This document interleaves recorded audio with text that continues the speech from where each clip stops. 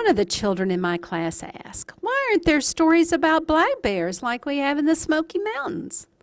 That gave us the idea to write our own black bear story. Our service learning project for this fall was to earn change to give to the Appalachian Bear Reserve in Townsend, Tennessee, not far from our school and at the foothills of the Great Smoky Mountains. Kathy Sherrod and Ann Allison, volunteers at the reserve, came to talk to our class about the black bear cubs they were feeding to help them get ready for the winter season. They took the change we had collected and gave us a picture of the bear cub we adopted. The class named him Fluffy. Thus, our story begins. Once upon a time, there was a little black bear cub named Fluffy. He was a small black bear cub that stayed very close to his mother until one day something horrible happened.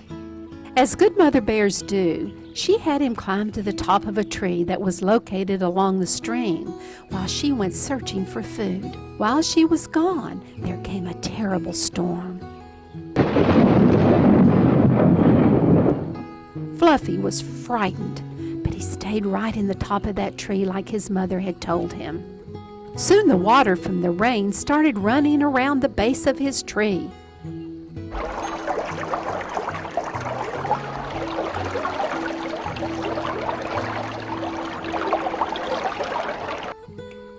The tree fell, taking Fluffy down the stream with it. Fluffy held on for dear life. He soon washed up on a sandy bank. He was wet, hungry, and scared, but he wasn't hurt. But now he was lost. Fluffy heard an elk bugling nearby. Are you my mother? No.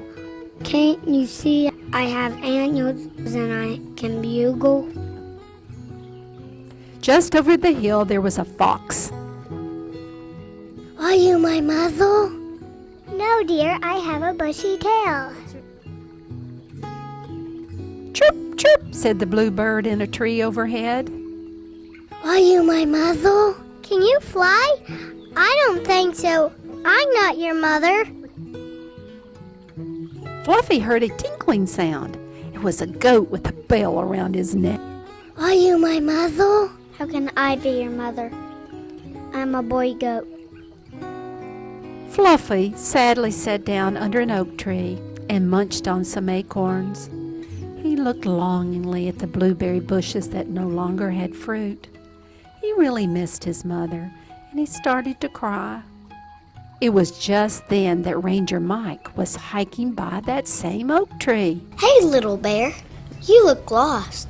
Where is your mother? Fluffy didn't understand human talk, so he just looked up at Ranger Mike with his sad little eyes. Ranger Mike got a safe cage, and he led Fluffy gently inside. He drove him to the Appalachian Bear Reserve, which was not very far from the Smoky Mountains. He told Ann and Kathy, the Appalachian Bear Reserve volunteers, about Fluffy losing his mother. Fluffy is going to need some food before winter. What should we do, Kathy? Why don't we ask the children in Kiker's class at Fort Craig if they would like to adopt Fluffy? Kathy and Ann told Mrs. Kiker's class about Fluffy losing his mother, and the children eagerly agreed to do chores at home to earn change to pay for Fluffy's food. They understood how important it was for bears to eat a lot of food before they went into hibernation for the winter. Ann and Kathy came back to Mrs. Kiker's class in 3 weeks to collect the change the children had earned. Ann and Kathy were so thrilled to have the money to buy Fluffy food that they gave the students a picture of Fluffy and a certificate to announce his adoption by the class. The following spring, the Appalachian Bear Reserve staff transported Fluffy back to the mountains where he found his mother waiting for him by the stream's edge. This time, Fluffy didn't have to climb a tree to wait for his mother to find food. He was big enough to help her find the sweet blueberries that grew just beyond the meadow near the big oak tree.